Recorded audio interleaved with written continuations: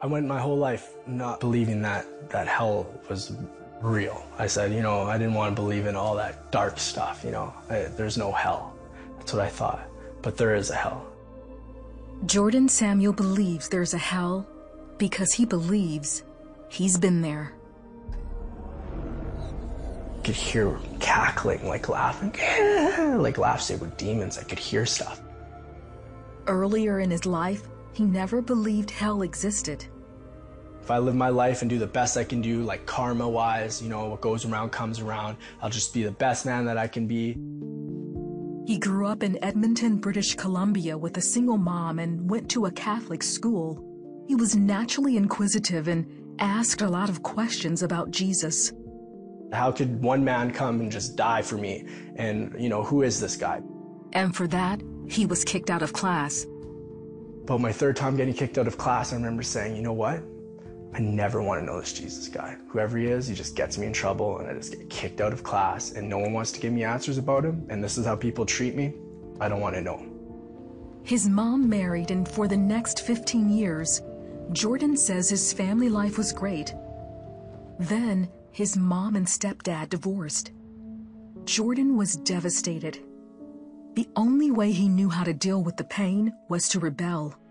So whether that was drinking and driving with buddies and underage driving, stealing cars and, getting stereos and having the thrill of, almost someone catching me, but not quite. For the next 4 years, Jordan continued his reckless behavior. But he wanted to turn his life around, so he stopped selling drugs and started working for an oil rig company. I was making really good money at a really good house.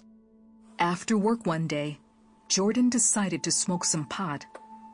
He didn't know the pipe he used was laced with crack cocaine, something he had never done before. Jordan was sure he was dying. I can feel my heart going boop, boop, boop, boop, boop, boop, boop, boop, boop, slowing down, boop, boop, boop, boop, boop, and then boop, boop, boop, like fluttering. Jordan believes in that moment he went to hell. All these women and all the things you think you want in the world, money, cars, success, all these things that I had. And I was driving, I was just loving it. And then all of a sudden this car broke down. All of a sudden these women turned to huge, huge demons. And it earthquaked. And I look behind me and I can hear screaming, it's all red and black. Turn around, get out of here. It sounded like people burning, people that were just burning, that couldn't find a cure or a fix to anything. It was just the worst. And I remember being afraid, gripping the steering wheel, and then all of a sudden it was like, I'm back to my body in the trailer room. As Jordan was taking what he thought was his last breath, he made a declaration of faith to God. And my heart's going, boom, boom, like the last beat. Not even knowing why, I just said, I believe. And all of a sudden, boom, I'm gone.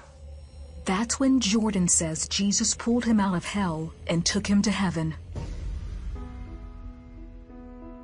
He was all in white. He was in a robe when I saw him.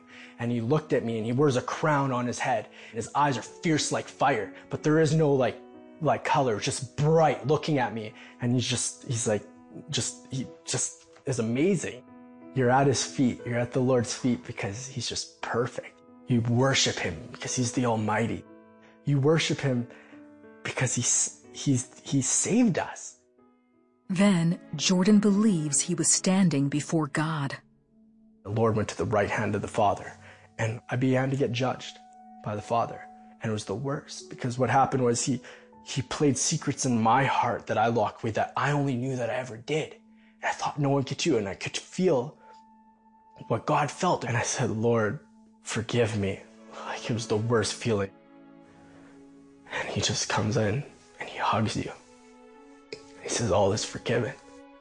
My old heart was broken. My old heart needed fixing. And God gave me a new heart. All of a sudden, he told me he loved me, that I'm not alone, that I've never been alone. He showed me all the times in my life where I thought I was lucky, that I thought I was alone, but how his hand was always just upon me. And he was always right there pursuing me nonstop. He hugged me again, told me he loved me. And all of a sudden, it was like, I'm back in my trailer room on the floor. I grabbed the Bible. It was like it was glowing and I held it. I opened up the Bible.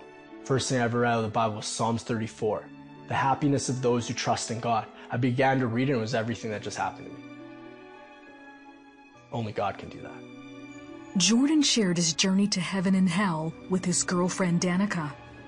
His voice changed, his eyes changed, his body language changed. Everything about him was new.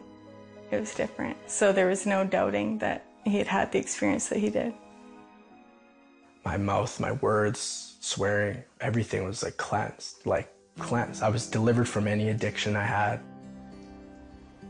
Today, Jordan and Danica are married with 2 children. They're missionaries preaching the gospel around the world.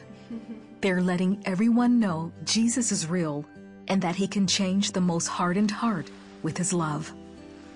God loves the broken and loves the lost, and he doesn't give up on them. He loves them with all his heart. He leaves the flock to find the one, and he did.